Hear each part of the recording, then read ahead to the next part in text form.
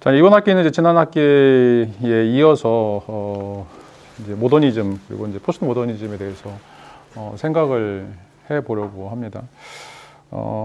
지금 이제 포스트 모더니즘을 이제 본격적으로 다루게 될 텐데, 포스트 모더니즘을 이제 다루는 이유는 계속해서 이제 제 강의의 연속 선상에서 나는 누구인가라고 하는 이제 자아 정체성 문제, 또 자아 동일성 문제와 이제 관련이 되어 있고, 그래서 이제 2500년의 역사를 가지고 있는 철학이 풀지 못하는 여러 가지 문제들이 있는데, 그 중에 하나가 바로 이제 나는 누구인가라고 하는 문제가 그 중에 하나라고 이제 이야기를 할 수가 있어요. 그리고 이제 이것들이 엮여가지고 형이상학, 인식론, 뭐 윤리학 이런 문제 안 거친 데가 없을 정도로 굉장히 뭐 고구마 순처럼 아니면 뭐 감자 뿌리처럼 굉장히 서로 얽혀 있는 커다란 문제라고 이제 이야기할 수 있고, 그래서 어떤 문제든지 좀 깊이 이야기하다 보면 항상 그 나란 누구인가, 뭐 그것들이 뭐 나는 어디서 왔는가, 또 나는 어디로 갔는가 이런 문제들까지 연관이 되고, 그래서 어떻게 보면 확장했을 때 이제 종교라든지 문화라든지 예술 쪽 이런 부분들까지 전부 다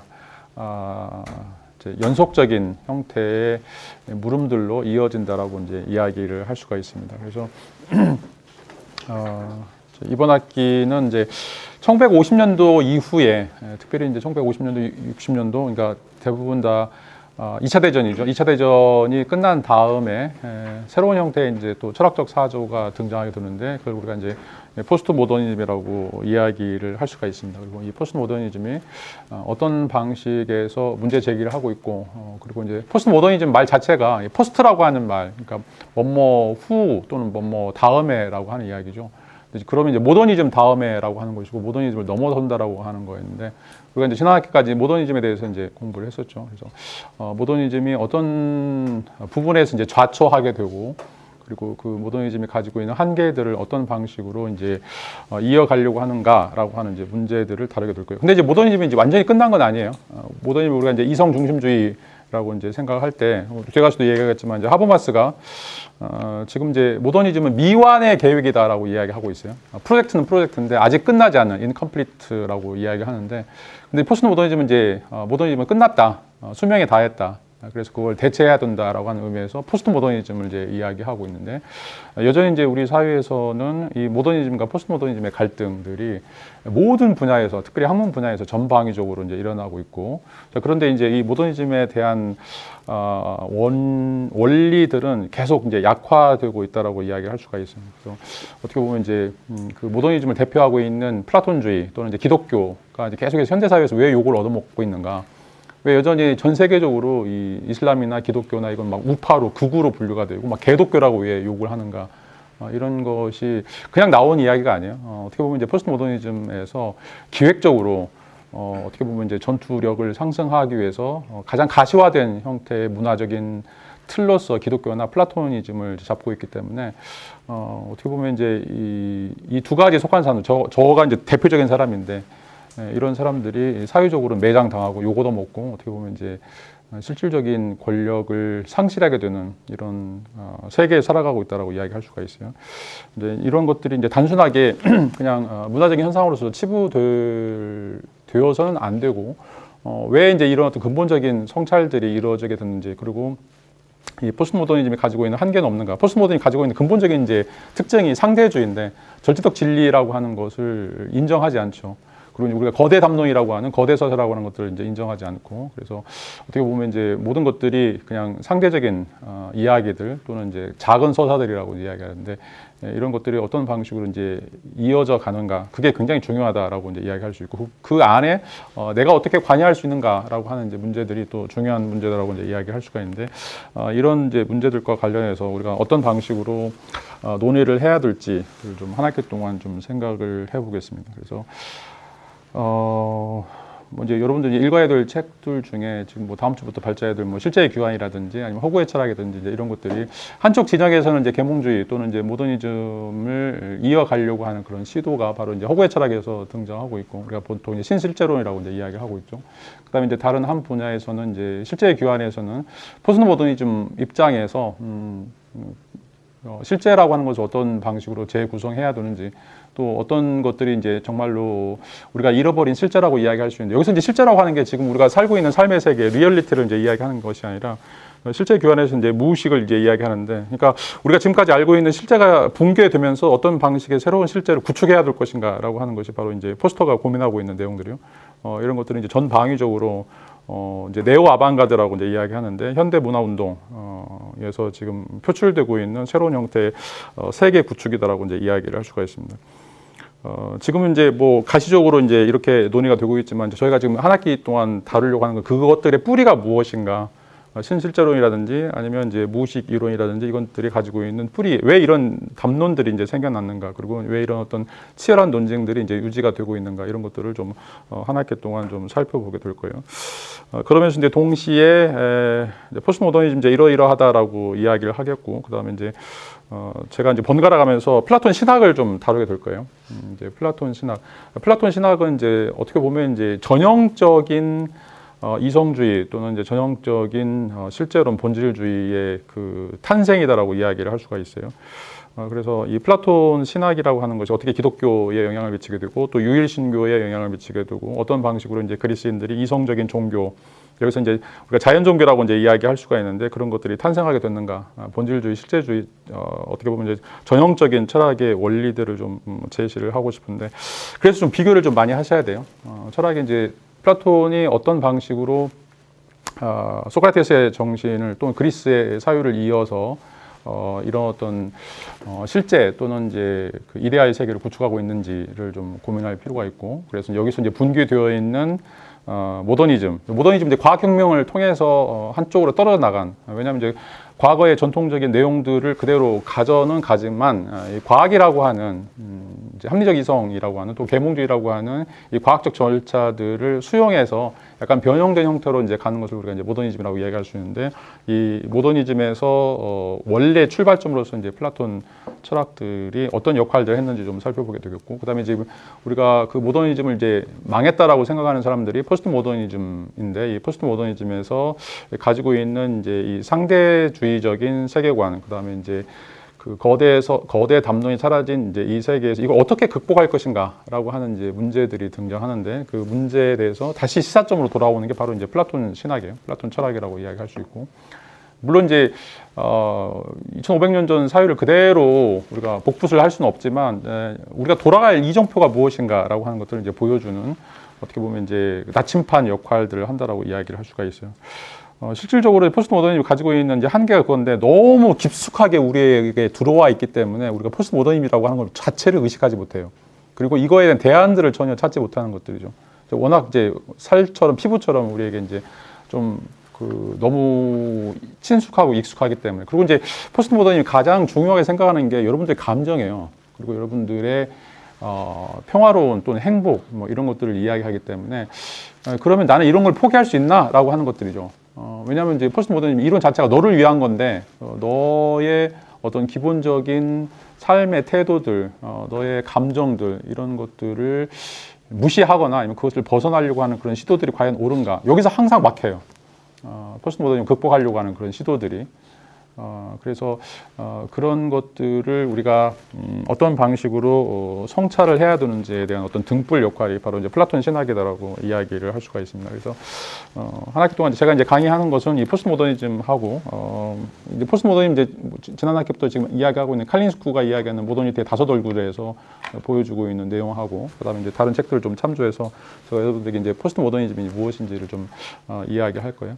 근데 포스트 모더니즘이 불과 이제 50, 60년밖에 안 되는데 스펙트럼이 굉장히 넓어요. 넓고 굉장히 깊어요. 그래서 이와 관련되어 있는 이론들을 좀 다루는 게 약간 벅찰 거예요. 그리고 이 포스트 모더니즘이 그냥 나온 게 아니라 우리가 이제 잘 알고 있는 양자역학 기반으로 해서 등장하게 돼요. 그러니까 굉장히 과학적으로 또는 이제 이론적으로 굉장히 정밀하다라고 이제 이야기를 할 수가 있는데, 그런 이론을 토대로 해서 이 포스트 모더니즘이 등장하기 때문에, 특별히 이제 불확정성 원리라든지 이런 것들이 다 이제 포스트 모더니즘과 관련되어 있는데, 이런 이제 이 과학이 어떤 방식으로 근대 이후에 이제 바뀌게 되었는지 이런 것들을 좀 살펴보면서 그것들이 가지고 있는 이제 몇 가지 세계관들, 이런 어떤 세계관들에 대해서 살펴보도록 하고, 그것을 어떻게 극복할 것인가라고 하는 것을 또 이제 플라톤 철학에서 살펴보도록 하겠습니다. 그러니까 둘이 이제 어떻게 보면 이제 앙숙지간이고 서로 굉장히 경쟁 이론이기 때문에 여러분들이 이제 두 가지 이론을 비교하시면서 여러분들이 이제 선택을 하셔야 돼요. 여러분들의 세계관을 어떻게 구축하셔야 될지 이런 것들이 이제 이번 학기 여러분들이 가져야 될 하나의 고민이다라고 이제 이야기를 할 수가 있습니다. 자, 이제 요인물 첫 번째 장부터 시작하도록 하죠.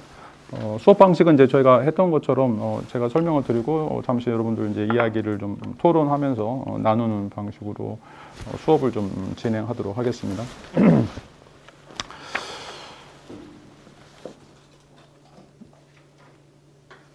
자, 지금부터 저희가 이제 다루게 될 내용은 칼린스쿠의 모더니즘의 5가지 얼굴 중에 5번째 장, 포스트 모더니즘에 대해서 좀 생각을 해보게 될 거예요. 자, 여기서는 이제 갈등하는 상호 독립적인 이제 2가지 모더니티가 존재한다라고 이제 이야기를 했죠. 모더니즘이 이제 어떻게 등장했는가라고 하는 이제 이야기했었는데 가장 중요한 이제 모티브는 과학혁명이라고 하는 거예요. 여러분들 꼭 기억하셔야 돼요. 과학혁명. 1543년에 이제 코페르니쿠스가 천구의 회전에 관해서라고 하는 이제 책을 발표를 하고, 그 다음에 이제 1687년에 뉴턴이 자연철학의 수학적 원리라고 하는 책이 등장하게 되는데, 이게 이제 한 150년 정도 된 건데, 자, 이 처음에 내놓은 책과 마지막에 내놓은 책이 우리에게 보여주고 있는 이제 세계관의 변화가 굉장히 중요하다라고 이제 말씀을 드렸죠. 그래서 1543년에 천구의 회전에 관해서라고 하는 이제 책은 천동설과 지동설이 이제 바뀌게 되는, 교체가 되는 방식을 좀 설명하고 있는데, 자, 그래서 우리가 보는 것과 실제로 세계가 돌아가는 건 다르다라고 하는 것이 코페르니쿠스가 이야기하는 천구의 회전이죠. 자, 우리 눈에는 항상 해가 뜨고 해가 지죠. 우리가 아무리 뭐 개안수술을 한다고 하더라도, 뭐 안과에 가가지고 뭐 엄청난 형태의 뭐 망원경이나 쌍원경을 쓴다고 하더라도 우리 눈에는 반드시 해가 뜨고 해가 지게 돼 있어요. 그리고 이제 우리는 이제 가만히 있는다고 생각하는데, 실제로는 지구는 자전과 공전을 하고 있고, 그 다음에 우리 태양계 자체도 스스로 자전하면서 공전하고 있는 것들이 어떻게 보면 이제 진리다라고 이야기할 수 있죠. 그래서 1543년에 이제 천구의 회전에서 코페르니쿠스가 이야기하려고 하는 이 책의 철학적인 메시지는 우리가 보는 게 허상이다라고 하는 거죠. 우리가 보고 있는 것이 일루전이다 라고 하는 것들을 이제 이야기를 하고 있고, 그 다음에 1687년, 외우기도 쉬워요. 1687. 1687년에 이제 뉴턴이 자연에 대한 수학적 원리, 자연 철학에 대한 수학적 원리라고 하는 책을 쓰면서 지구나 달이나 태양이나 또 우리 몸이나 똑같다라고 하는 세계관을 우리에게 보여주고 있어요. 이게 이제 굉장히 또 혁명적인 거죠. 그러니까 이제 아리스토텔레스나 플라톤에 따르면 우리가 살고 있는 세계는 그림자예요. 우리가 살고 있는 세계는 그림자이고 가짜이고, 그래서 진짜 세계, 달 위의 세계, 또는 이제 어떻게 보면 형이상학적인 세계, 이데아의 세계가 있고, 그 세계가 이제 실제로 존재한다고 생각하는데, 뉴턴에 따르면, 뉴턴의 역학에 따르면 달에 있는 거나 지구에 있는 돌이나 똑같은 돌이다라고 이야기를 할 수 있고, 그리고 지구에서 벌어지고 있는 여러 가지 현상들, 자, 이걸 우리가 이제 코어 이론이라고 이야기할 수 있는데, 뭐 전자력이라든지 아니면 이제 중력이라든지 아니면 이제 핵과 관련해서 핵력이라고 이야기해서 강력, 양력, 자, 이런 힘들이 지금 우리 지구상에서 벌어지고 있는 것이 똑같은 형태의 에너지 장이라든지 물리적인 현상들이 달에서도 벌어지고 있고, 또 뭐 다른 태양계에서, 다른 행성에서도 이제 벌어지고 있다라고 이야기를 하는 것들. 그래서 실제로 이 세상을 구성하는 것들은 뭐가 된지는 모르겠지만, 지금 원자나 분자 상태에서 이루어지는 모든 일들은 여기나 저기나 어느 때나 똑같다. 과거나 현재나 미래도 다 똑같다라고 하는 것이 바로 자연철학의 수학적 원리라고 이야기할 수가 있어요. 자, 이것들은 이제 수학적인 방식으로 우리가 설명해낼 수 있다라고 하는 것들이고, 그런 방식으로 세계를 설명하는 거에 의해서 일절 예외가 존재하지 않는다라고 하는 거죠. 자, 우리는 이제 뭔가 신성하고 영적인 그런 어떤 세계가 존재하고, 그런 세계는 우리가 앞으로 돌아가야 될 어떤 본향의 세계, 또는 이제 어떤 형이상학적 세계를 이제 이야기하는데, 뉴턴의 역학에 따르면 어떻게 보면 이제 인간도 기계이고, 인간 밖에 있는 지구나 다른 태양계나 이런 모든 것들도 시계처럼 정확하게 기계처럼 돌아가는, 그리고 그것들을 구성하고 있는 원자나 분자의 상태, 또 그것의 배열들, 또 그것을 지배하고 있는 에너지나 힘들에 의해서 정확하게 오류가 없이 이것들이 마저 들어간다라고 하는 것이 바로 이제 자연철학의 수학적 원리다라고 이야기를 할 수가 있어요. 그래서 이 2가지 방식의 세계관, 이 과학혁명을 통해서 우리에게 주어져 있는 이제 이런 어떤 것들을 우리가 역사적 모더니티 또는 이제 과학적 모더니티라고 이제 이야기를 했었죠. 그래서 이 모더니티라고 하는 것은 이제 우리가 근대성이다라고 이제 이야기할 수 있는데, 실제로 이제 과거에 있었던 어떤 전통적인 세계관, 이 전통적인 세계관은 것은 이원론적인 세계관이죠. 우리가 육체나 아니면 우리가 살고 있는 이런 어떤 현상들, 들이 있고, 그다음에 이걸 벗어나서 뭔가 영적인 거, 정신적인 거, 형이상학적인 거, 또 이데아의 세계가 있다라고 이제 이야기를 할 수가 있는데, 자, 이런 모든 것들에 대해서 그것들이 이제 미신이다, 또는 그것들은 이제 잘못된 것이다라고 하는 이제 주장들이 있게 되고, 그런 의미에서 이제 그걸 계몽시켜야 된다라고 하는 의미에서 계몽주의가 이제 등장하게 되죠. 그래서 이 모더니티라고 하는 이제 근대라고 하는 것은 이 과학혁명을 통해서 등장한 새로운 사조, 새로운 세계관이라고 이야기할 수가 있어요. 세계를 어떻게 바라봐야 되는가라고 하는 건데, 이건 아까 얘기했던 것처럼 천구의 휴전이나 자연철학의 수학적 원리에서 이야기하는 것처럼, 자, 모든 것을 우리가 합리적인 이성, 또 계산 가능한 수학적 추론, 이걸 통해서 세계를 설명해야 된다라고 이제 이야기할 수 있고, 그런 의미에서 세계는 기술공학적으로 우리가 구축할 수 있는, 구성할 수 있는 세계다라고 하는 이제 이런 사조가 생기는데, 이런 사조가 바로 역사적 모더니티 또는 계몽주의적 모더니티 또는 과학적 모더니티다라고 이제 이야기를 할 수가 있어요. 자, 이거는 이제 굉장히 간단한 문제인데, 이런 간단한 문제는 이제 수학이나 자연과학에서 다뤄서 생각해 볼 때 모든 문제는 해답이 있다고 생각하는 거예요. 모든 문제는 해답이 있다라고 하는 거죠. 1차 방정식이 됐든 2차 방정식이 됐든 3차 방정식이 어렵기만 하지, 그것을 우리가 공부하고 연구하고 연마하면 무조건 이제 답을 찾을 수 있다라고 하는 것이고, 그 답을 어떻게 찾을 것인가, 이성을 통해서, 합리적 이성을 통해서, 특별히 이제 수학이나 통계를 통해서 우리가 그것이 도달한다라고 하는 이야기가 바로 이제 이 과학적 모더니티 또는 이제 역사적 모더니티의 가장 근본적인 출발점이다라고 이제 이야기를 할 수 있죠. 근데 이제 거기에 대해서 기본적으로 과연 우리가 살고 있는 세계가 모든 답을 가지고 있는, 아니면 우리가 알 수 있는 답을 가지고 있는 문제들만 존재하는가? 그렇지 않다라고 하는 것들이죠. 왜냐하면 풀 수 없는 문제가 있다, 그리고 해결할 수 없는 문제가 있다라고 이제 이야기를 하는 거죠. 자, 이걸 우리가 이제 자기 비판적 모더니티 또는 이제 미학적 모더니티라고 이야기하거나, 또 비판적 모더니티라고 우리가 할 수가 있어요. 그러니까 이제 이 모더니티가 두 가지로 이제 나눠지게 되는데, 하나는 실질적으로 이 과학혁명을 통해서 우리에게 주어져 있는 새로운 세계관, 세계를 이성을 통해서 계몽시키고, 수학적인 추론을 통해서 우리가 지금까지 알지 못했던 미신이라고 생각했던, 또는 신비함이라고 생각했던 이런 것들을 전부 다 걷어내고 우리가 깔끔하게 설명할 수 있는, 그리고 또 솔루션을 찾을 수 있는 형태의 세계관을 구축하자라고 하는 것이 이제 이 역사적 모더니티다라고 이야기한다면, 또 다른 한 분야에서는 그거에 대한 이제 반대죠. 그거에 대한 반대로서 우리가 해결할 수 없는 그런 근본적인 물음들이 존재한다. 특별히 이제 윤리 또는 이제 정치, 형이상학적 문제들, 또 종교라든지 아니면 예술이라든지 이런 문제에서 과연 수학이나 통계나 자연과학적인 방식이 과연 적합한가라고 이제 물음을 제시하고 있죠. 특별히 이제 우리나라도 이제 엄청나게 이번에도 뭐 우크라이나 전쟁도 마찬가지인데, 트럼프하고 우리가 생각할 때는 이제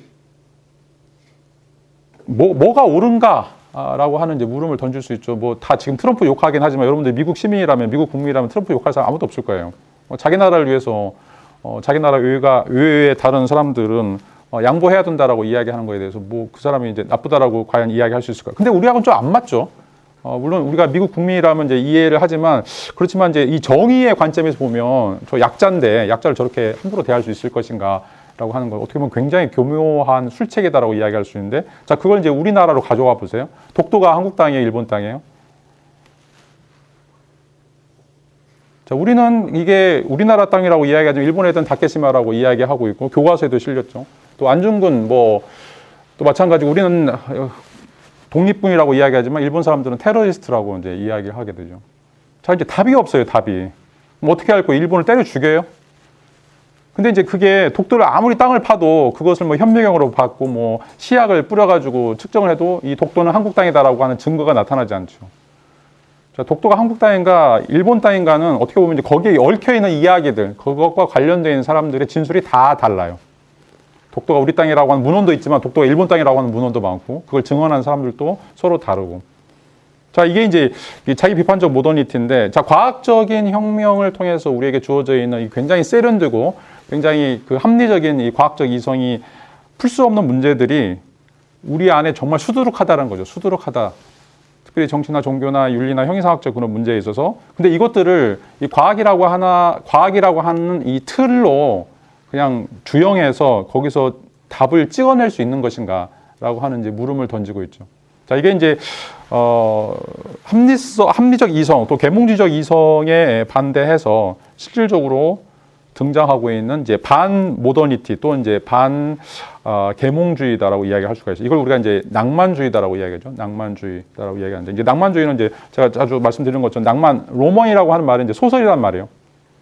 근데 이제 인간에게는 그 소설처럼 뭔가 이 사실로 설명할 수 없고 또 그 사실이라고 하는 것이 과학적으로 설명할 수 없는 그래서 신화라든지 종교라든지 이런 것들이 등장하는 그런 요소들도 다분히 인간을 설명하기 위한 또 세계를 설명하기 위한 굉장히 중요한 테마가 된다라고 하는 이제 이야기를 하게 되죠.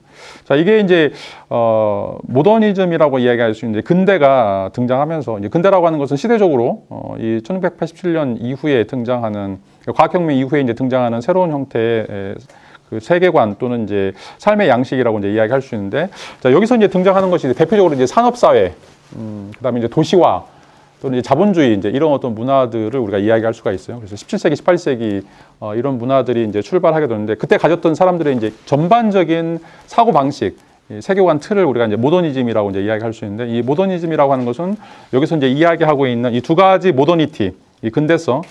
기술공학적인 모더니티, 또 역사적 모더니티, 또 계몽주의적 모더니티, 과학적 모더니티라고 하는 합리주의적인 방식의 세계 방식과 또 다른 그것에 대한 비판으로서 등장하는 여기서 이야기하는 이제 자기 비판적 모더니티, 또 이제 미학적 모더니티, 또는 이제 낭만주의 모더니티, 뭐 이런 이야기를 하게 되는데 이 두 가지 모더니티들의 갈등이 이 모더니즘을 역동적으로 추진시키는 이제 힘이 되고 있다라고 이제 이야기를 할 수가 있어요. 자, 그런 의미에서 이제 그 모더니티는 양면적 가치를 갖는다라고 이제 이야기를 할 수 있고, 그래서 이제 이 모더니티라고 하는 것은 근대적이면서 다시 말하면 이제 이 과학혁명을 통해서 뭔가 고대나 중세에 있었던 그런 이제 약간 그 원시적인 사고들, 여전히 뭐 선왕당을 믿고 여전히 뭐 종교적인 그런 구시대적인 사유에 빠져가지고 사는 사람들을 깨우쳐야 된다. 라고 하는 이제 그런 근대적인 것이면서 동시에 반근대적인 그것만 갖고 설명할 수 없는 그것만 가지고 설명할 수 없는 왜 여전히 지금 현대 사회를 살아가고 있으면서도 뭐 대통령이나 그 뭐 우리나라 대통령뿐만 아니라 미국에 있는 대통령 어느 나라 대통령 다 점집을 가요. 점성술을 봐요. 그다음에 이제 우리도 마찬가지죠. 여기서도 안 보신 분들도 있을 텐데 그 기일날 이사하는 날도 손보죠. 손 있는 날인지 없는지 그것들을 따지고 결혼 때 뭐 애들 어떤 큰 일을 앞두고서는 다 점집에 가거나 아니면 최소한 챗GPT라도 돌려봐요. 이게 좋은 날인지 아닌지. 그러니까 이제 뭔가 말이 안 되죠. 우리가 기술, 과학혁명 이런 시대에 살고 있으면서 동시에 가장 근본적인 문제에 있어서는 뭔가 미신적인 거, 뭔가 신비주의적인 것들을 찾는다라고 하는 것 때문에 자 이게 근대적이면서 이제 반근대적이다라고 이제 이야기를 할 수가 있다라고 이제 칼린 스쿨은 제시를 하고 있어요.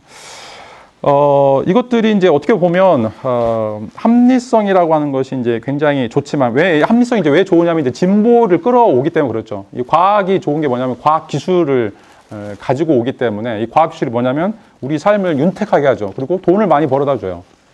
근데 이제 과연 이제 이런 삶이 우리에게, 이런 합리적인 삶이 과연 우리에게 정말 좋은 것만 가져다 주는가라고 이제 이야기할 때 그렇지 않은 부분들, 왜 OECD 국가 중에 OECD 국가 아닌 다른 국가보다 자살률이 높은가? 그렇게 돈을 많이 버는데 우리나라도 이제 마찬가지죠. 우리나라도 이제 OECD 자살 국가 1인데 10만 명당 30명이 죽는데 2등하고는 거의 10명 차이가 나요. 어마어마하게 차이 나요. 그러니까 이제 이런 걸 뭘 의미하는가라고 하는 거죠. 굉장히 우리 사회가 계몽화되어 있고 비판적인 사회이고 합리적인 사회인데 왜 여기서 사람들은 그런 사회의 아름다운 꽃들을 보지 못하는가? 그리고 왜 그런 사회에서 그냥 소리 없이 소멸되는가?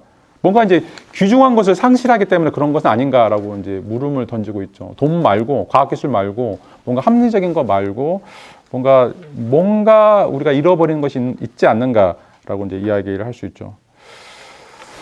물론 이제 이게 이제 이제 큰 틀에서 맞을 수도 있고 이제 맞지 않을 수도 있는데 이제 남자하고 남성성과 여성성도 이제 조금 이제 비슷하다고 생각해 볼 수가 있죠. 남성성 같은 경우는 약간 기술공학적 모더니티, 약간 합리적인 것 따르죠. 막 아규먼트하고 네 말이 옳으네, 내 말이 옳으네. 근데 여자들은 그렇지 않잖아요. 나에게 공감을 해주는가, 그렇지 않은 거가 더 중요한 것이지. 네 말이 옳은가, 네가 합리적인가 이게 이제 중요한 건 아니죠. 이제 이것이 여기서 이야기하고 있는 이제 두 가지 모더니티의 어떻게 보면 이제 서로 비판적인 역할들이라고 이제 이야기를 할 수가 있어요. 그래서 이 모더니즘이라고 하는 것은 두 가지 얼굴들을 갖는데 이 두 가지 얼굴들이 서로 앙숙이면서 또 서로 이제 그 보완을 해 나가는 그런 상태라고 이제 이야기를 할 수 있고, 이 안에서 근대와 이 반근대가 동시에 이제 존재하는 것이다라고 이야기를 할 수가 있어요.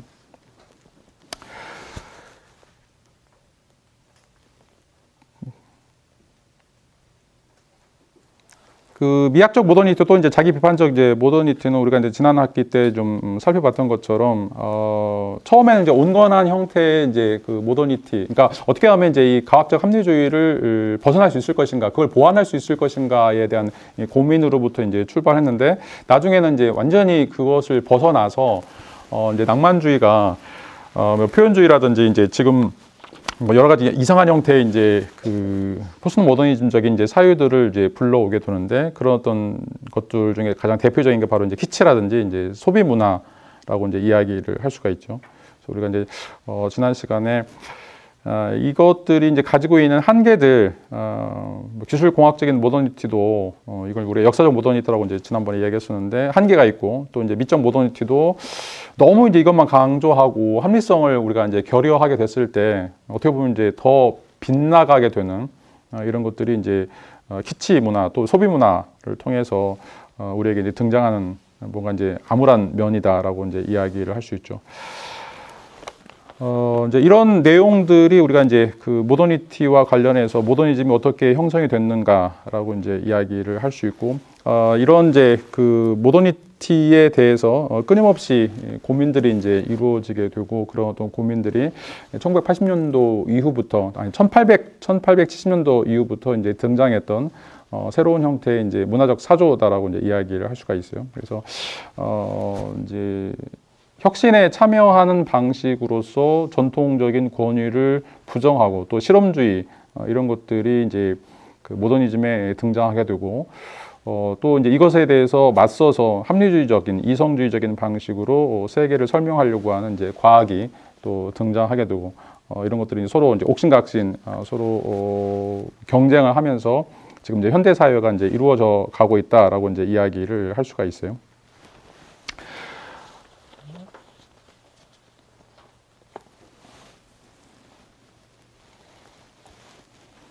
자, 이제 이런 내용들이 실질적으로는 이제 1950년대까지 이루어지게 되고 1950년도 이후에 실질적으로는 이제 이 모더니즘이 막을 내리고 포스트 모더니즘으로 이제 전환이 된다라고 이제 이야기를 할 수가 있습니다.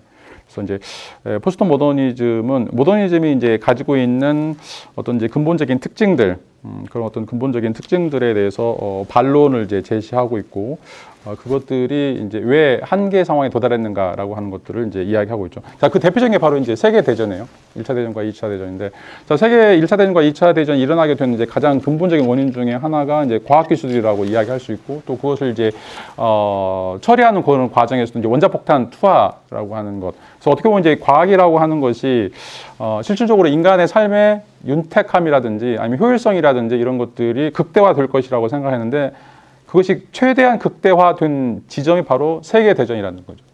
사람들을 몰살시키는 이런 어떤 과정에서 과연 이제 이 과학적인 삶이, 기계적인 삶이 우리에게 정말로 뭔가 희망을 불러다 줄 수 있을 것인가라고 이제 이야기를 할 수 있죠. 지금 뭐 우리가 원자력과 관련해서도 우리가 대체 에너지 찾고 있는데 원자력 공학 전공하시는 뭐 교수님들이나 뭐 그 관련된 사업자들은 다 원자력이 안전하다고 생각하죠. 그래서 원자력만큼 원자력 발전소만큼 이제 뭐 건실한 것도 없고 튼실한 것도 없다라고 이야기하는데 지금 뭐 계속해서 원전 사고, 체르노빌부터 시작해가지고 원전 사고들이 계속 일어나는 거죠. 그러니까 이제 이 과학이라고 하는 것이 과연 우리에게 얼마나 많은 혜택이나 효율성을 가져다 줄 것인가에 대한 이제 근본적인 물음들이 던져지고 있고, 또 이제 오늘날도 마찬가지죠. 생명공학, 뭐 인간 복제 하고 마찬가지고 지금 이제 IT 산업과 관련해서 AI도 마찬가지죠. 이게 이제 AI가 발달한다고 했을 때 과연 인간을 넘어서는 또는 인간을 지배하는 굉장히 디스토피아가 이제 올 가능성도 있다라고 생각할 수가 있겠고, 그래서 과학 기술만 계속해서 발전시키는 것이 과연 올바른 것인가? 라고 하는 이제 문제가 제기가 되고, 이제 여기서부터 꺾이는 것이 바로 이제 포스트 모더니즘의 전환이라고 이제 이야기할 수가 있어요. 그리고 앞에서도 이제 이 미학적 모더니티 또 자기 비판적 모더니티는 과학을 계속해서 비판해 왔지만, 이제 이것도 스스로 자신들을 이제 컨트롤하지 못하고, 아까 얘기했던 키치처럼 실질적으로는 아무 내용도 없고 그냥 우리가 표현주의나 낭만주의나 이제 이런 것들처럼 시대적 트렌드를 따라가게 되고, 사람들의 어떤 그 이야기만 무성한 이런 어떤 감각적인 또는 소비적인 이런 어떤 문화들을 이제 만들어내기 때문에 실질적으로 이것이 가지고 있는 역할들이 이제 상실했다라고 이제 이야기를 할 수가 있어요. 그래서 모더니즘의 두 가지 특징인 이 과학적 합리주의에서 역사적 모더니티와 또 그것에 대해서 낭만주의적인 인간의 어떤 진실한 표현들, 또 인간이 가지고 있는 어떤 근본적인 문제들을 성찰하려고 하는 미적 모더니티도 이미 끝났다라고 이제 생각을 하는 것들이죠. 그런 것들이 바로 이제 이 포스트 모더니즘이 등장하게 되 있는 근본적인 출발점이 됐다라고 이제 이야기를 할 수가 있어요. 물론 이제 이런 그 문화들이 이제 등장하면서 이것에 대해서 모더니즘 계열의 작가들, 뭐 여기서도 이제 가운데 부분 보시면 제럴드 그러프라든지 뭐 찰스 뉴먼 이제 이런 사람들은 계속해서 이런 그 모더니즘이 이제 마지막으로 용트림하면서 물러나고 있는데, 그래서 그 등장한 새로운 형태의 이제 대한문화라서 포스트 모더니즘을 굉장히 이제 그 반지성적이다 또는 이제 야만적이다라고 이제 이야기를 하고 있지만, 실질적으로는 이거는 단순하게 어느 이제 지적인 작업뿐만 아니라 사회 정치적인 경제적인 요소들이 전부 다 이제 바뀌고 있었기 때문에 이것을 이제 뒤바꿈할 수 없을 정도로 큰 형태의 이제 변혁이 일어났다라고 이야기를 할 수가 있어요. 자, 이게 이제 그 자본주의의 발달과 관련이 되어 있습니다. 자본주의 발달 또는 이제 정보 사회화와 이제 관련되어서 등장하는 이제 문화들인데, 이제 20세기 후반, 그러니까 1950년도, 그러니까 1950년도, 그러니까 2차 대전 이후에 이제 등장한 것이 이제 후기 산업 사회라고 이야기하거나 아니면 이제 정보화 사회다라고 이제 이야기할 수 있는데, 자, 이제 여기서는 그 산업적인 패러다임이 이제 바뀌는 것들이 등장하죠. 그것들이 바로 이제 제조업에서 서비스업과 정보기술 산업으로 이제 트렌드가 전환되는 과정이 이루어진다라고 이야기할 수 있죠. 그래서 1920년도, 30년도 등장했던 이제 컴퓨터, 뭐 애니악부터 시작해가지고 작은 컴퓨터들이 계속해서 이제 그 성능들이 발휘가 되면서 예전에는 우리가 전혀 알지 못했던 새로운 세계가 이제 열리게 되고, 우리가 이제 대표적인 세대라고 이야기할 수 있죠. 여러분 이제 저희 대학 때만 하더라도 컴퓨터 플로피 디스크 집어넣고 막 했는데, 그 휴대폰도 막 엄청나게 카폰 이렇게 큰 거인데 지금 이제 완전히 줄어드는 과정들이 있죠. 이게 이제 1950년도 이후부터 등장했던 그 정보화 사회라고 이제 이야기할 수 있고, 또 이제 후기 산업 사회라고 이제 이야기할 수 있는데, 후기 산업 사회도 이제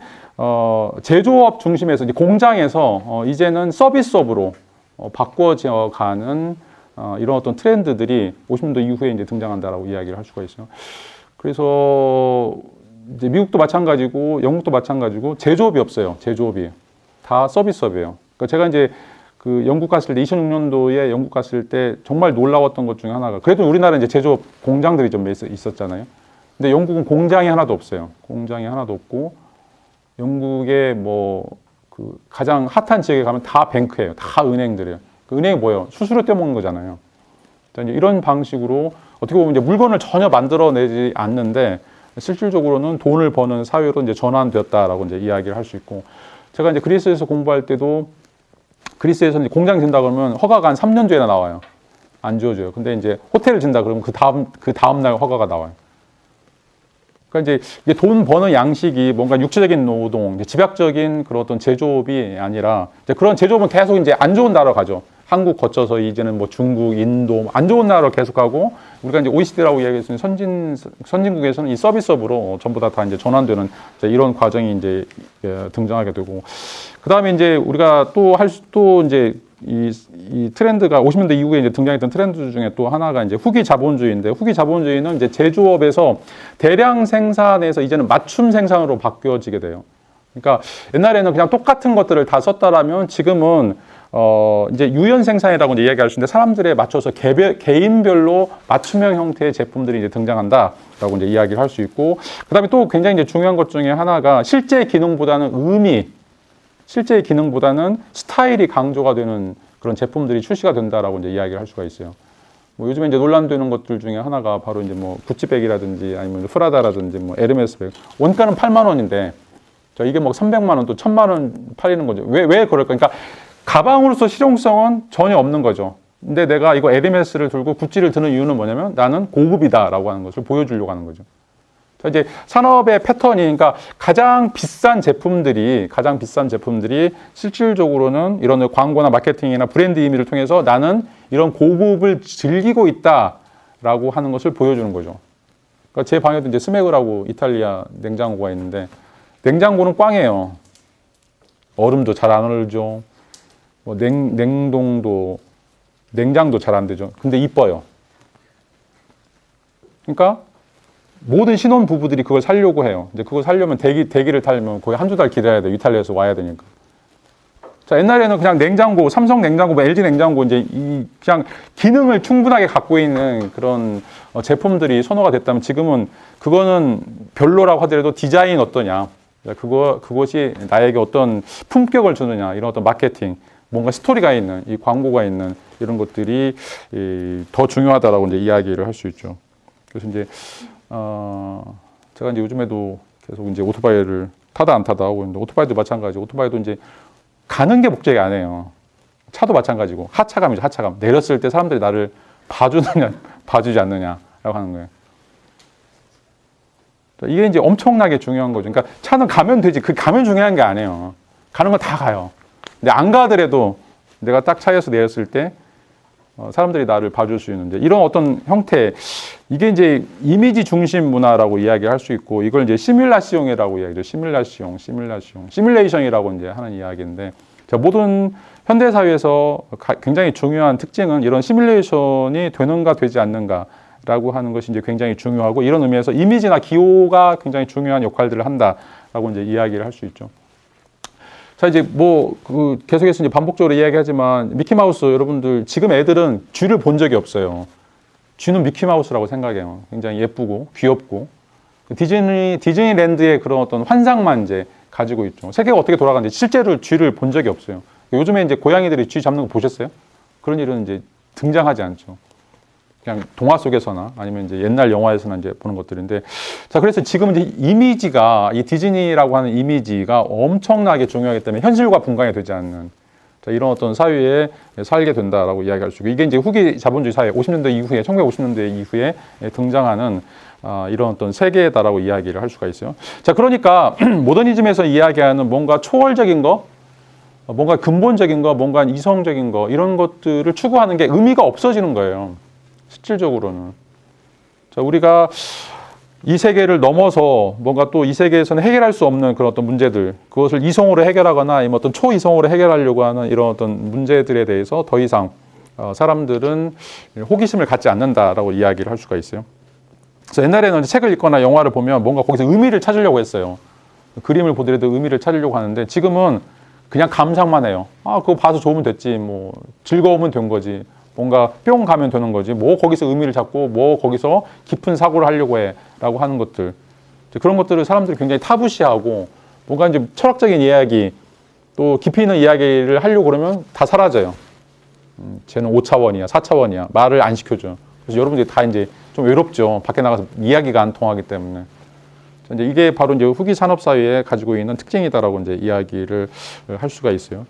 그리고 이제 또 50년대 이후부터 등장했던 이제 시대적인 흐름이 바로 이제 세계화. 우리가 이제 보통 글로벌리제이션이라고 이제 얘기하죠. 세계화 또는 이제 다문화주의, 멀티컬처럴리즘이라고 이제 하는 것들인데 옛날에는 이제 국가 민족 이런 것이 이제 굉장히 중요했죠. 국가 민족이 중요했는데 지금은 초국가적인 또는 이제 국가를 넘어서는 이제 네트워크 이런 것들이 이제 굉장히 중요시 생각이 되고 또 이제 문화들이 이제 완전히 섞이는 그 옛날에 상상을 해보세요. 뭐 다문화 가정들 지금은 이제 너무 많아가지고 이게 이제 사회적인 문제가 되는 정도까지 왔었는데 우리는 이제 항상 여러분 어렸을 때 그거 배웠잖아요. 우리 백이민족, 한민족. 예. 이제 그것들이 우리나라는 이제 1970년도 이후 80년부터 이제 서서히 깨지기 시작했었고 유럽에서는 이제 특별히 50년도부터 계속 그런 문화들이 엄청나게 깨졌죠. 왜냐하면 걔네들 식민지 개발했었거든요. 아프리카, 아시아 쪽에 식민지 개발했었는데 그 식민지가 이제 잠정적으로 좋지 않다라고 생각하고 그 식민지 사람들이 이제 영국이나 이제 유럽으로 이제 유입되면서 그런 사람들이 이제 개토를 형성하게 되죠. 거기서 이제 엄청난 형태의 다양한 갈등들이 생겨나게 되고 이제 그것들이 하나로 융합되지 못하는 그런 어떤 과정들이 되면서 이제 이걸 어떻게 해결해야 될 것인가라고 하는 이제 문제들이 이제 등장하게 되죠.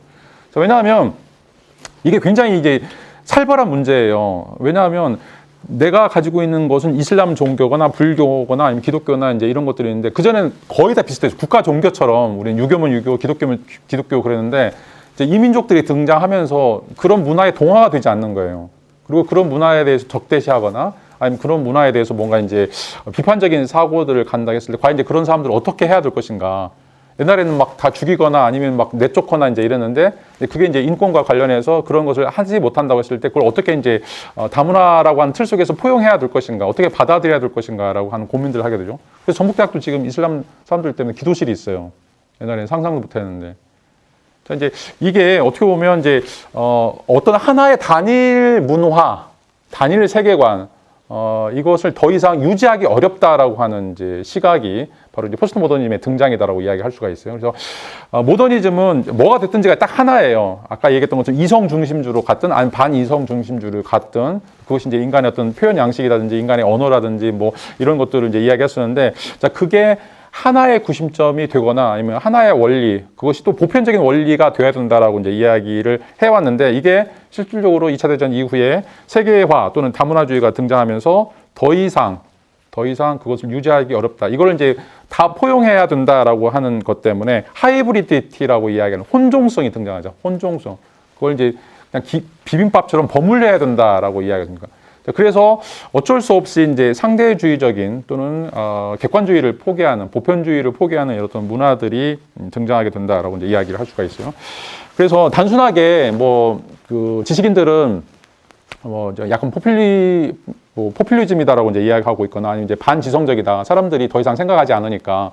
그래서 이 과학적, 계몽적 합리주의를 벗어나서 너무 이제 키치로 가고 표현주의로 가고 낭만주의로 가서 애들이 바보니까 멍청하니까 백치 알아다니까 이렇게 밖에 못 살지. 그래서 막 굉장히 그 등한시했던 사람들이 여기서 이야기했던 이제 뭐 제럴드 그라프라든지 찰스 뉴먼 이제 이런 사람들인데 그것보다는 더 심도 깊은 원인들이 실질적으로는 1950년도 이후에 후기 산업사회가 등장하고 또 정보화 사회가 등장하고 또 이제 대중문화가 등장하고 어떻게 보면 이제 그 다문화주의가 이제 등장하면서 더 이상 하나의 고유한 문화 또 거대 담론들을 유지하기가 굉장히 힘들게 되는 상황들이 이제 도래했다라고 이제 이야기를 할 수가 있어요. 자, 그전에는 어떻게 보면 이제 이 전쟁이라든지 아니면 억압 폭력을 통해서 전부 다 그 사람들을 이제 제거를 해버렸죠. 그래서 내쫓거나 그래서 이제 우리가 보통 이제 인종학살이라고 이제 이야기했던 것들이 또 1920년대, 30년대 엄청 많이 등장하게 돼요. 아르메니아도 마찬가지고 아프가니스탄도 이제 마찬가지고 뭐 이제 그 만주에 있었던 것도 이제 마찬가지고 이런 어떤 대량 학살들이 다 이런 어떤 문화적 정체성을 지키기 위해서 그런 거거든요.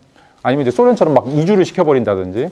근데 이제 지금은 그것들이 이제 더 이상 유효하지 않는 시대에 살고 있기 때문에 그래서 뭔가 하나의 윤리 강령, 하나의 어떤 세계관들을 유지하는 것들이 이제 굉장히 힘들게 되었다라고 이야기할 수 있고 이게 바로 이제 모더니즘이 무너지게 되는 사회, 정치, 경제적인 원인이다라고 이제 이야기를 할 수가 있어요. 그러니까 이제 지적인 퇴조뿐만 아니라 실질적으로는 이제 1950년도 이후에 등장하는 사회 경제적인 요인들 때문에 이 모더니즘이라고 하는 이 모더니즘을 이제 나타내고 있는 두 가지 요소, 이 기술공학적인 역사적 모더니티와 그다음에 이제 미학적 모더니티가 이제 무너지게 되는 이런 어떤 과정들이 있을 수 있다라고 이제 이야기를 할 수가 있어요. 자, 그런데 이제 여전히 이 포스트 모더니즘에 대해서 가운데 부분 보시면 이제 전통주의자들 이제 그 사람들이 그 계몽주의자가 되었든 아니면 이제 낭만주의자가 됐든 이제 그런 사람들 이제 우롱하는 논평들을 이제 하게 되는데 이런 사람들은 이제 그 로슨 같은 경우에는 포스트 피플이다라고 이제 이야기를 하고 있어요. 이건 말장난인데 포스트 모더니즘이니까 이제 포스트 맨이라고 이야기하는데 포스트 맨이라고 이제 우편 배달부라는 거죠. 그러니까 아무 생각 없이 그냥 하루 일벌이 하는 그냥 일벌처럼 그렇게 사는 사람들, 그냥 즐겨 노는 것에 익숙해 있는 사람들을 가리켜서 포스트 모더니즘이다라고 이제 이야기를 하고 있어요. 근데 이제 이렇게 우리가 포스트 모더니즘을 이제 폄하하기에는 포스트 모더니즘이 이제 굉장히 엄청난 형태의 그 힘들을 가지고 있고 여전히 이제 우리의 영향들을 이제 미치고 있기 때문에 그런 것들을 그냥 단순하게 폄하하기에 앞서서 이것들이 가지고 있는 강점들은 무엇이고 왜 사람들한테 파고드는가 이게 문제예요. 왜 포스트 모더니즘이 아까도 얘기했던 것처럼 모더니즘 입장에서 보면 굉장히 천박하고 키치처럼 천박하고 실적으로 이제 포스트 피플처럼 우편 배달부처럼 그냥 단순한 삶을 사는 사람들이 가지고 있는 문화인데 왜 이런 문화가 우리 사회를 전반적으로 주도하는 그런 힘들을 갖는가라고 하는 거죠. 그러니까 이제 제가 요즘에 이제 불만이 왜 사람들은 책을 안 읽을까라고 하는 거예요. 이제 그러니까 옛날도 아니죠. 불과 한 20, 30년 전만 하더라도 최소한 신문이라도 읽었는데 지금은 커피숍에 가면 스타벅스 가면 다 핸드폰 보고 있어요. 어린 아이부터 시작해가지고 할아버지 할머니까지 데이트하러 온 애들도 그 핸드폰 보면서 하는 거 보면서 왜 이 바보 상대에 다 빠졌을까. 근데 이제 이 사람들이 왜 이런 유치한 문화 속에 함몰될 수밖에 없는지 그게 어떤 힘들을 가지고 있길래 도대체 왜 사람들은 책을 읽을 수 없는지 책을 읽어도 전혀 왜 거기서 감흥이라든지 어떤 힘들을 발견할 수 없는지 이거에 대한 이제 좀 반성들이 필요하다라고 이제 이야기를 할 수 있고 여기서 이제 던지고 있는 이제 메시지는 많은 학자들이 모더니즘이 과연 끝난 것인가, 모더니즘이 과연 끝난 것인가, 아니면 이제 우리는 이제 어떤 심각한 정체성 위기에 놓여 있는 것인가라고 하는 물음을 이제 던지고 있죠. 이 모더니티는 아까도 얘기했던 것처럼 이성 중심적인 사회든지 아니면 초월적 세계든지 두 가지를 다 동시에 포괄하고 있죠. 그래서 더 이상 우리는 지금 1950년도 이후에 포스트 모더니즘 사회에서는 더 이상 이성에 대해서 말할 수 없고 더 이상 초월에 대해서 말할 수 없는 사회로 가야만 하는가, 가고 있는가? 라고 하는 이제 물음들을 던지고 있고 만약에 이제 이것이 계속해서 지속된다라면 과연 이제 인간은 어떤 삶을 살 수밖에 없는 것인가라고는 이제 물음들을 던지게 되죠. 자, 이 포스트 모더니즘을 처음으로 이제 개념화 시켰던 사람이 바로 이제 아놀드 토인비예요. 여러분 이제 잘 아시다시피 유명한 이제 역사학자이죠. 토인비는 이제 이 포스트 모던이라고 하는 이제 개념들을 던졌는데 토인비는 포스트 모더니스트는 아니에요. 근데 이제 포스트 모더니즘을 연구하는 사람들도 여기에 이제 영향을 이제 받은 사람들은 실질적으로 이 토인비가 이제 이야기하고 있는 그런 주장들에 대해서 굉장히 매력적으로 접근을 하고 있고, 그다음에 이제 토인비가 가지고 있는 생각들을 계속해서 확장시키는 이런 과정들이 등장한다라고 이제 이야기를 할 수가 있어요. 자, 토인비에 따르면 포스트 모더니즘 출발은 1870년대 중반으로 잡는다라고 이야기하시는데 1870년대는 이제 인상파가 등장하는 시기예요. 어떻게 보면 이제 전통적인, 특별히 이제 파리 아카데미즘이라고 이야기할 수 있는 어떻게 보면 이제 고전주의, 신고전주의라고 얘기할 수 있는 뭔가 정형화된 그 예술 또는 우리가 학습을 통해서 또 이성적인 방식으로 예술을 이제 뭐라고 하죠? 지배하려고 하나 이제 그것들을 발전시키려고 했던 것들이 바로 이제 전통적인 예술 이론이었는데 그것을 깨고 나온 게 바로 이제 1870년에 등장한 이제 인상주의라고 이제 이야기를 할 수 있죠. 그래서 그 전까지 고전주의 예술에 따르면 항상 이제 조각도 그렇고 그림도 그렇고 물론 이제 상상의 요소가 개입되게 하지만 항상 수학적이에요. 비례대칭 균형 일치라고 이야기할 수 있는 수학적인 형태로 그림에 접근하는 거죠. 그래서 뭐 그 안에 있는 여러 가지 기술적인 것들도 예를 들어서 원근법도 마찬가지고 다 기하학적인 비례와 이제 관련되어 있다라고 이야기할 수 있는데 특별히 이제 1870년대에 이제 등장했던 모네라든지 뭐 르누아라든지 이런 사람들은 이제 빛이 어떤 역할들을 하는가 또 색채가 어떤 역할들을 하는가라고 하면서 아예 이성적인 것들을 포기하죠. 더 이상 이성적으로 접근하는 것이 내가 어떻게 느끼는가라고 하는 것이 더 중요한 거죠. 내가 어떻게 사물들을 바라보는가라고 하는 것을 중요하게 생각하고, 그래서 항상 이제 고전주의 작품들은 항상 그 다비드의 상처럼 아니면 이제 뭐 모나리자라든지, 모나리자는 또 다른 거지만 그 비너스라든지 항상 균형이나 비례나 대치, 수학적인 원리들을 가지고서 구해내는 건데, 근데 이제 인상파 화가들이 그리고 있는 것들은 무너지거나 아니면 무뎌지는 그런 모습들을 볼 수가 있어요. 이게 사람을 그린 건가? 아니면 이건 이제 정말 풍경을 그린 건가? 라고 하는 거죠. 자, 우리는 사진처럼 나무면 나무 그대로 그냥 복사하는 것들이 그게 정말 좋은 그림이라고 생각하는데 인상주의는 그렇지 않죠.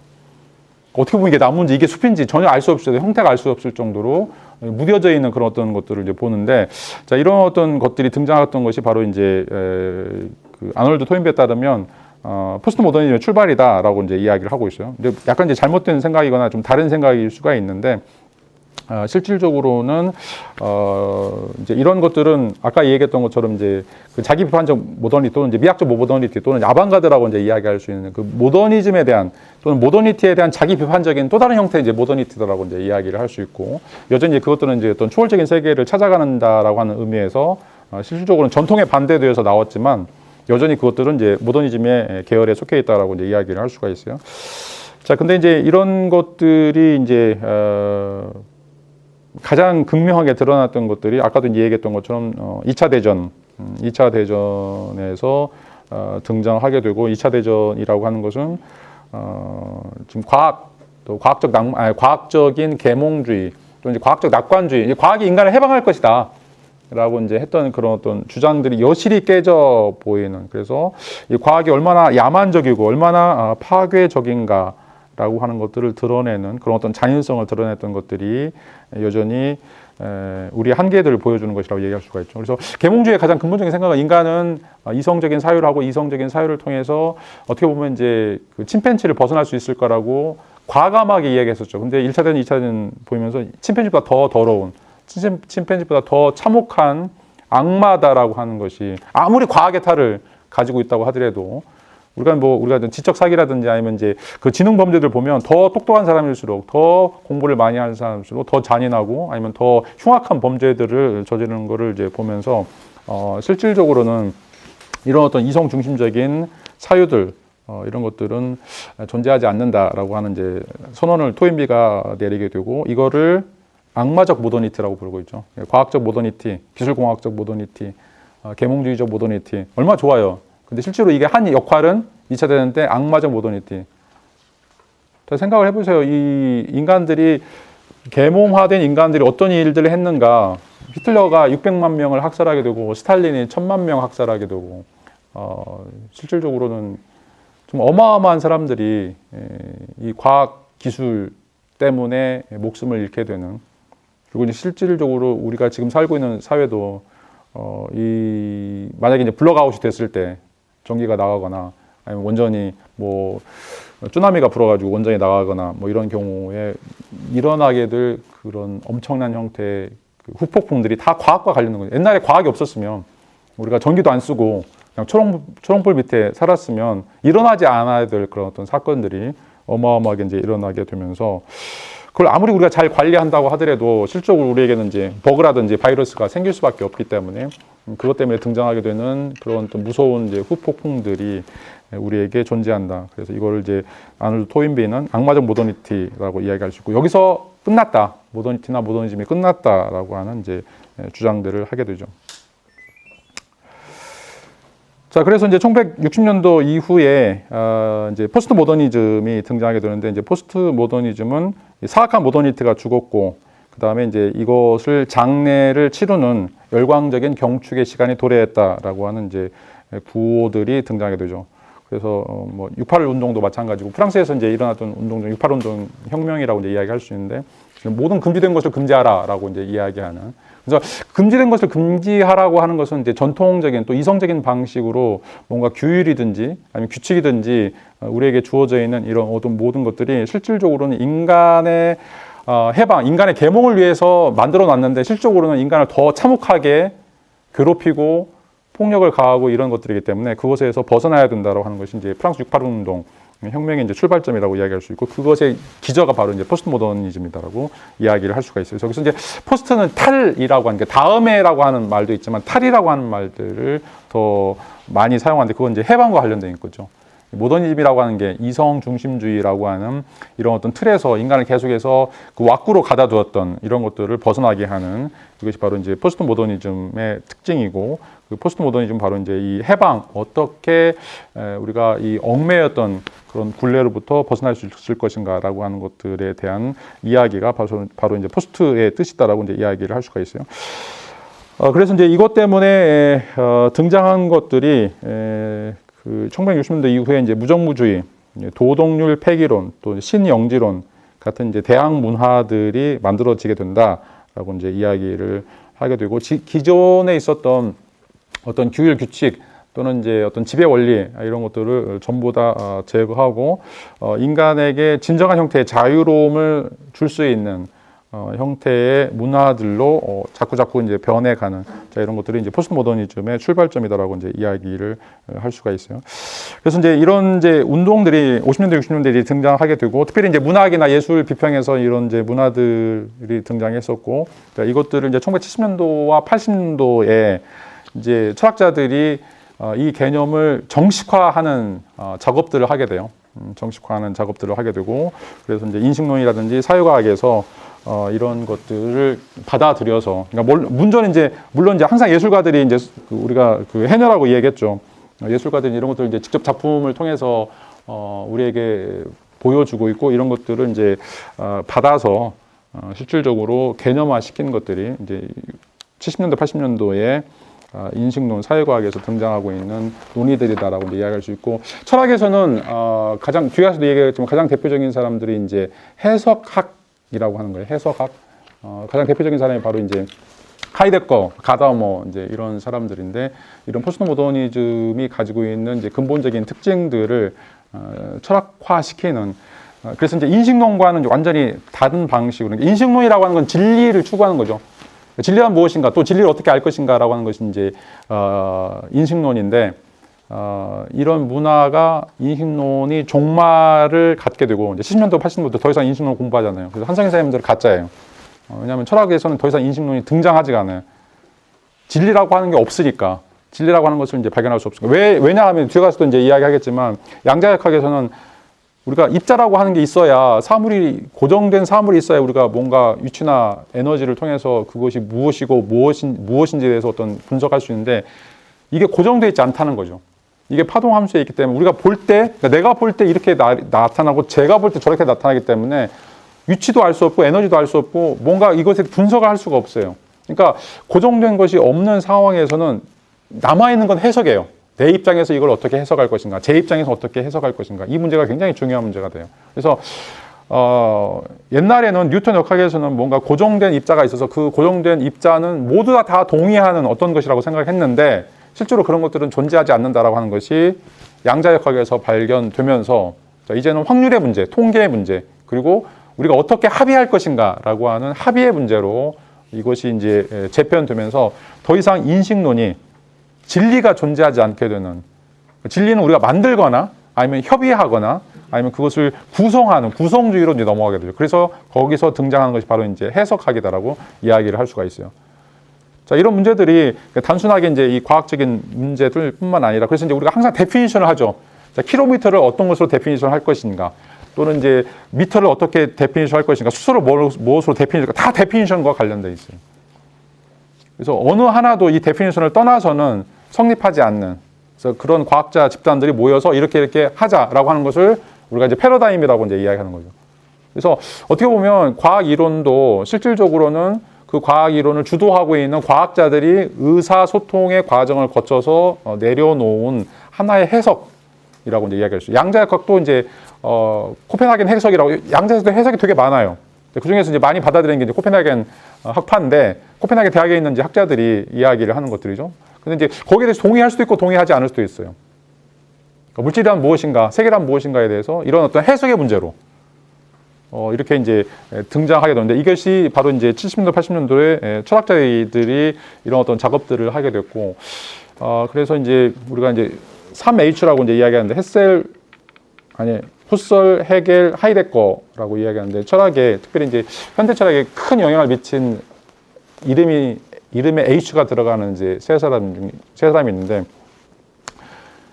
이 후설은 굉장히 이제 실질적으로는 이제 수학적인 어떤 명증한 상태의 과학적 계몽적 이성을 이제 중시하는 사람이었다면, 헤겔은 약간 낭만주의에 가까워요.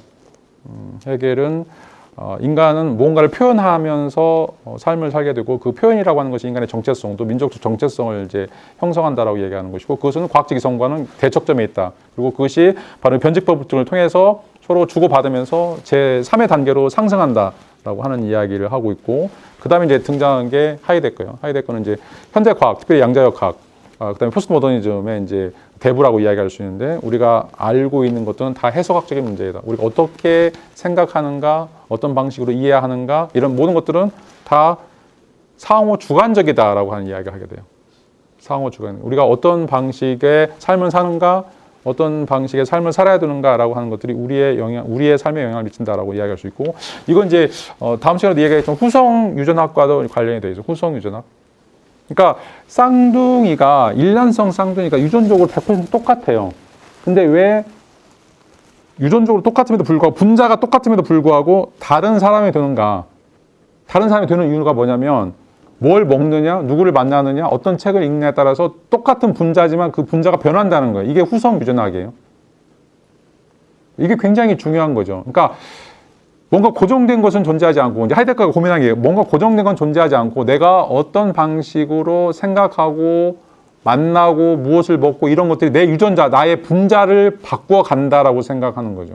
세계를 바꿔간다. 그러니까 이게 굉장히 미시적으로는 얼마 안 되지만 이게 모이면 그랜드 캐년처럼 완전 세계를 바꿀 수도 있다는 거죠.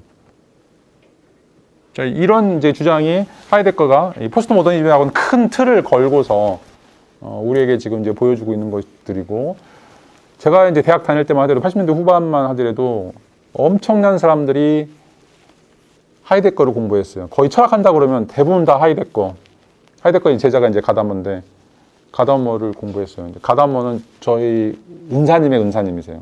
우리 이제 제가 아테네 대학에 있을 때 저희 선생님이 독일 하이델베르크에서 공부하시는데 그때 지도 교수가 가다머예요.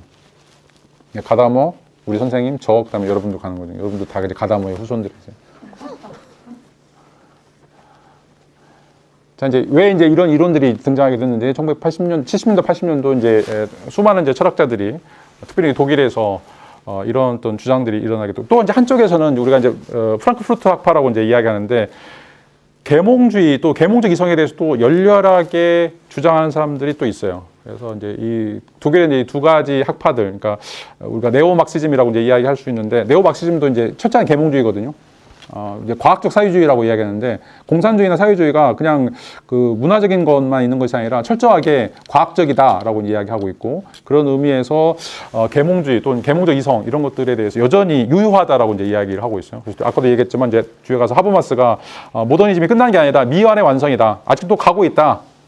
그걸 포기하는 것은 이제 인간성을 포기하는 것이다라고 이제 이야기하면서 포스트 모더니즘에 대해서 공격하는 이제 내용들이 있는데, 이제 그 두 가지 이론들, 하이데거를 중심으로 해서 이 해석학적인 방식으로 세계를 이해해야 된다라고 한 방식과, 또 여전히 인간은 이성 중심주의, 또 이성을 버릴 수 없다, 합리적인 세계관들을 우리가 계속해서 유지해야 된다라고 하는 이 두 패거리들이, 철학적인 논의들이 1970년도, 80년도까지, 90년도 초반까지 유럽 또는 이제 미국을 지배했던 가장 주요 담론 중에 하나였어요.